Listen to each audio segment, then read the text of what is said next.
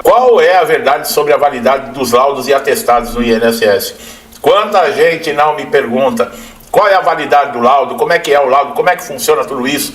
Eu vou mostrar aqui para vocês tudo com relação a isso, tá? Porque depende muito disso, tá? Em alguns casos, mesmo na justiça, não só dentro do INSS, você precisa saber dessas informações. A validade de laudos e atestados médicos no INSS é um tema que gera muitas dúvidas entre segurados que procuram benefício de incapacidade.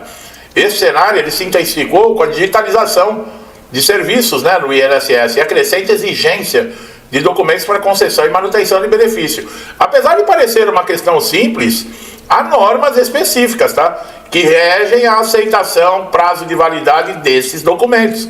O desconhecimento dessas regras resulta em indeferimento de pedidos ou exigência de novos laudos. É alguma coisinha simples. Não, esse negócio de laudo aí não esquenta a cabeça. É mesmo? Assiste o conteúdo aqui que você vai ver se não esquenta a cabeça. Para começar, é importante você entender que laudos médicos e atestados, eles não possuem uma validade legal fixa prevista em lei. No entanto, o INSS adota diretrizes internas baseadas em normativas e portarias para definir até que ponto esses documentos podem ser atuais e confiáveis. Dessa forma, o INSS considera que atestados e laudos têm validade sim contados a partir da data da emissão. Após esse período, o documento pode ser considerado desatualizado. Entre as regras, tá? Não há um período absoluto. Há casos em que um laudo com mais de 3 meses, ainda ele pode ser aceito, especialmente se for relacionado a uma condição crônica e permanente, como sequela de AVC, doenças degenerativas, incapacidade permanente.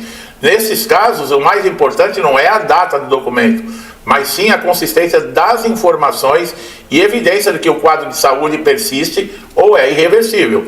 Por outro lado, em situações de doenças temporárias, olha aí o pessoal do auxílio-doença, ou de recuperação esperada, como fraturas, infecções, cirurgia, o INSS é mais rigoroso com a atualização de documentos, tá? Nesse caso, o segurado ele deve apresentar laudos recentes que comprovem a incapacidade ainda está presente no momento da análise do benefício.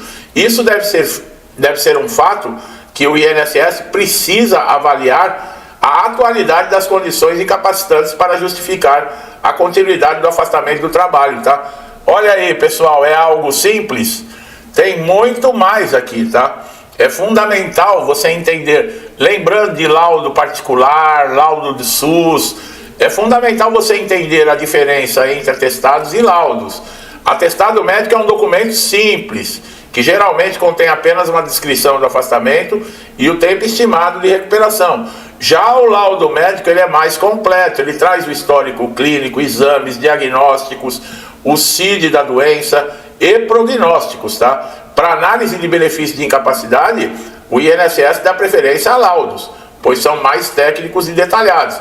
Isso é, quando o perito olha, a digitalização do serviço através do portal Meu INSS e da perícia médica remota aumentou a exigência pela clareza e a qualidade da documentação.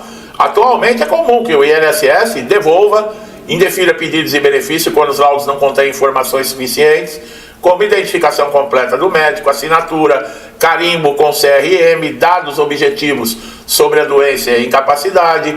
Portanto, a forma como o documento é elaborado pode ser tão importante quanto a validade temporal dele. Olha aí, ó. Não basta também o laudo ser atualizado e não conter informações, pessoal. Vocês viram, tem que ter carimbo, assinatura do médico, CRM, tudo certinho, descrito, tá? As informações com relação ao seu estado de saúde clínico, a incapacidade, o nexo causal, tá? Que é como a incapacidade interfere no seu trabalho, tudo isso. As perícias por meio de Ateste-Med, que é o sistema de avaliação documental implementado aí pelo INSS, a análise é feita exclusivamente com base nesses documentos enviados, sem entrevista presencial. Então, olha a importância do laudo. Isso exige que os laudos estejam muito bem preenchidos, atualizados. Um erro comum é enviar documentos antigos e incompletos, o que muitas vezes resulta no indeferimento automático do benefício. Não é bem assim. A gente sabe como é que funciona o INSS. Mas, para não cair nessa armadilha e nessa conversinha deles aqui, você tem que tomar providência. Outro ponto relevante é que não existe uma regra única para todos os tipos de benefício.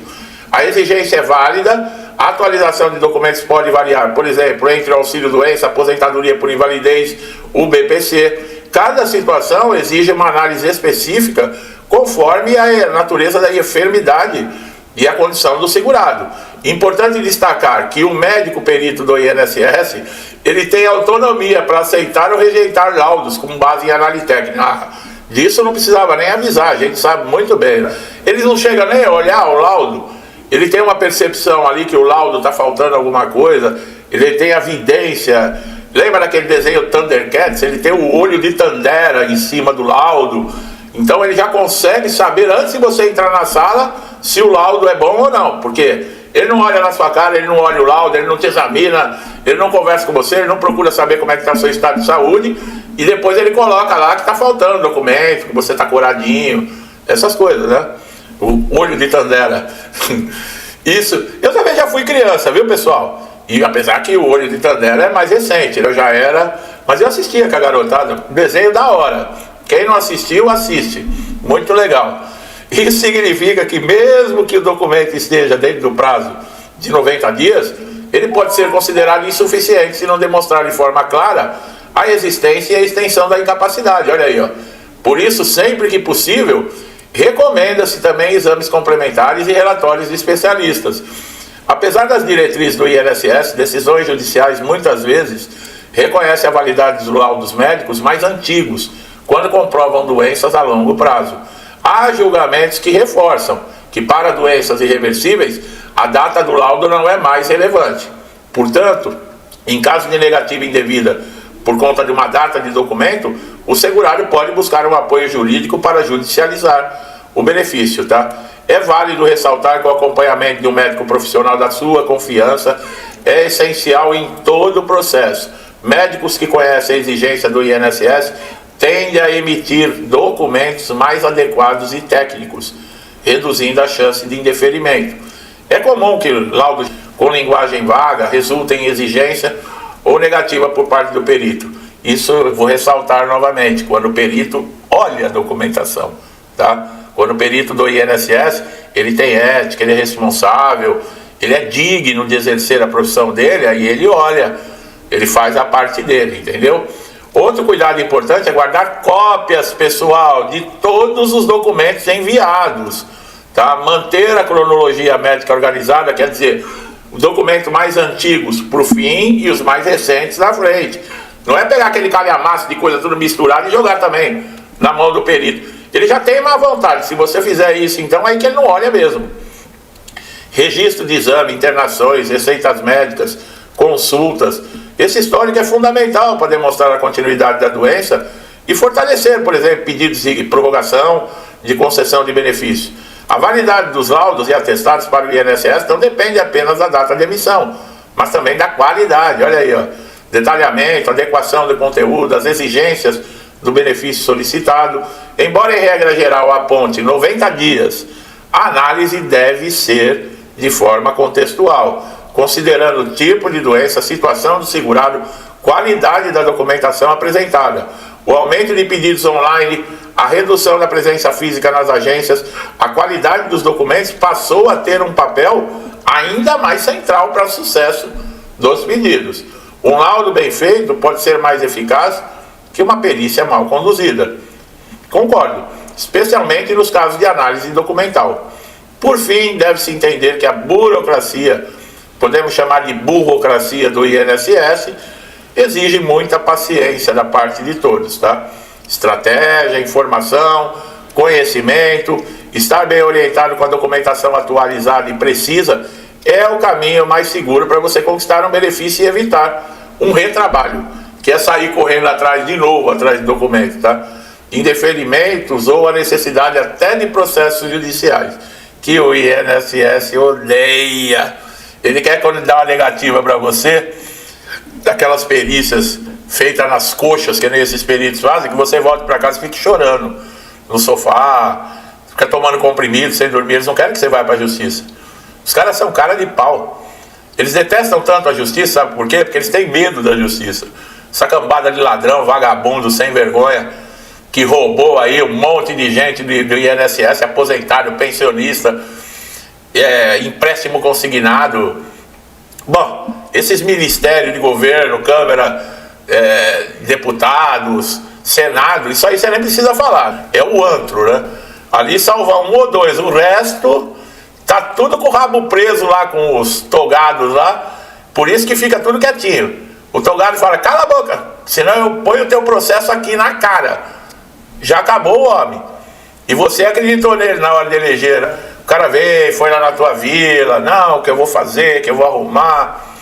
É assim o nosso Brasil desde a descoberta, pessoal. Aqui já começou errado quando descobriram. Uns dizem que foi os espanhóis que chegaram primeiro que o Cabral, mas não dá para se confirmar. Mas que tanto espanhol, português, inglês, o que já roubaram dessa terra desde 1500, olha, e pior que continuam roubando até hoje, né? Continuam roubando até hoje. Os de fora continuam roubando e os de dentro roubando também. Eu não sei como sobrevive. É porque tem muita riqueza esse país. Porque, olha, nós somos roubados e nós somos roubados de dia, de noite, de madrugada. E quando você não é roubado com arma, você é roubado com imposto. Você é roubado com taxas, você é roubado no supermercado quando você vai comprar comida. A gente é assaltado o dia inteiro. É que muita gente não entende, não compreende isso, porque se 200 e tantos milhões que nós somos de brasileiros, se a metade tivesse essa compreensão, já tinha arrebentado tudo, já tinha parado de trabalhar, imagina, você trabalhar 5 meses do ano para sustentar essa cambada dessa máquina pública, Câmara, Senado, Judiciário, Presidência, tudo um bando de vagabundo que não faz nada, que não tá nem aí para a população. Nós estamos vendo o cara comprando colchão aí, sofá de 60 mil, gastando 200 mil com lençóis. É que não é dinheiro deles, é dinheiro nosso, dos trouxas aqui que pagam. Você é trouxa também, como eu. Eu falei outro dia otário, mas agora é trouxa. Todos esses adjetivos se enquadram em nós. Não pensa você e não fica ofendidinho, não, porque eu estou falando que eu sou um dos primeiros, tá? Porque por ter essa consciência, eu devia ser o primeiro a bater o pé e não pagar mais nada. Só que se eu não fizer isso, e aí? Eu também não vivo, não é verdade? É o que nós somos, tá? Meu amigo e minha amiga que estão chegando a primeira vez aqui no canal, é dura, né? Mas é a realidade da vida da gente. Aquele ignorante que não tem conhecimento, que nem imagina do que eu estou falando, ele não sofre nada.